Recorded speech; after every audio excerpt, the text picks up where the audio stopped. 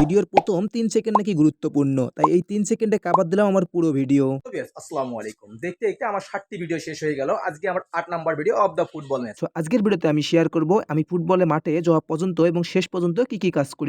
So video দেখতেই থাকুন। বরাবরের ন্যায় আমি আমার ব্যাগ নিয়ে বেরিয়ে পড়লাম। এরপর মুন ভাই, আমি এবং মজনু স্যার আমরা মাঠের দিকে রওনা দিলাম। কুড়িগ্রাম ধরলা সেতু, যে সেতুর কথা না বললেই নয়। এই দুই সেতুর কারণে ভুঙ্গামারী ও নাকেশ্বরী মানুষ সহজে যাতায়াত করতে পারে। মাঠে ঢুকেই দেখি পেঁয়াজির দোকান। আমি আর মজনু স্যার পেঁয়াজি খাইতে লাগলাম। এদিকে মুন ভাই গাড়ি রাখতে গেছে। আবহাওয়া পরিষ্কার, আলহামদুলিল্লাহ। আমরা মাঠে ঢুকতেছি, মাঠের চারিদিকে ফাঁকা, যদিও এখনো লোকজন আসেনি। বরাবরের ন্যায় আমরা আজও সবার আগে এসেছি। তো কিছুক্ষণ পর দেখা যাবে চারদিকে মানুষ দিয়ে ভর্তি হয়ে গেছে। মুন ভাই নাকি বাদাম খাবে, তাই বাদামের দোকানওয়ালার সাথে গিয়ে কথা বলতেছে এবং পাল্লার ফেয়ার দেখতেছে আসলে পাল্লা ঠিক আছে কিনা। যদিও সে 100 গ্রাম বাদাম নিল। এই বাদামের টাকা মজনু স্যার আর আমি দিয়েছিলাম। খেলা শুরু হতে আরো 20 মিনিটের মতো বাকি, তাই আমরা বসে বসে বাদাম খাচ্ছি। কিন্তু মুন ভাই সে বাদাম খেয়ে আমরা পারতেছি না, কেননা সে একবারে 8টা-10টা করে ছিলে নিয়ে মুখে ঢুকাচ্ছে। তো এদিকে দুইটি টিম মাঠে নেমে পড়েছে, তাই আমরাও মাঠে নেমে পড়লাম। কিন্তু মজার বিষয়টা হলো আজ দুই টিমের জার্সি এক হয়ে গেছে। যদিও বা আমরা আগে লাল জার্সি পরেছিলাম, পরে জার্সি চেঞ্জ করে টিয়া কালার জার্সি পরেছি। তারপর দুই টিমের ক্যাপ্টেন কুশল বিনিময় করে। পরে মজনু স্যার বলে যে তোমাদের দুই টিমের জার্সি এক হয়ে গেছে, তাই তোদের যে কোনো এক টিমের জার্সি পরিবর্তন করতে হবে।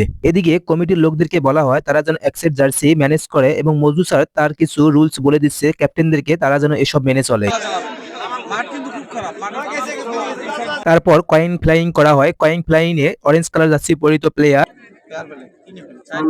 দ্যাটসমিন ব্লু অরেঞ্জ জার্সি পরিহিত প্লেয়ার বকুলতলা ফুটবল একাদশ বনাম ভিতরবন ফুটবল একাদশ। তারপর আমরা কমিটির জার্সির জন্য অপেক্ষা করতে লাগি। পরে দেখি কমিটির লোক যে জার্সি আনলো সেই জার্সি আমাদের জার্সির সাথে মিলে যায়। যেহেতু আমাদের জার্সি ও প্লেয়ারের জার্সি এক হয়ে যায়, তাই আমরা আমাদের জার্সিটি চেঞ্জ করে নিলাম এবং হলুদ কালার জার্সি পরে নিলাম। মজনু স্যার বলতে লাগলো যে একটা ছবি তুলে রাখি, তাই আমরা তিনজন মিলে একটা ছবি তুললাম। তারপর আমরা তিনজনে কুশল বিনিময় করার পর যে যার যার সাইডে চলে যায়। দুই টিমের প্লেয়ারই অনেক ভালো ছিল এবং দুই টিমেই হাড্ডাহাড্ডি লড়াই করে শেষ পর্যন্ত খেলাটি ট্রাইফিকের গড়ায় মাঠে এক এক গোল সমতায় থাকে।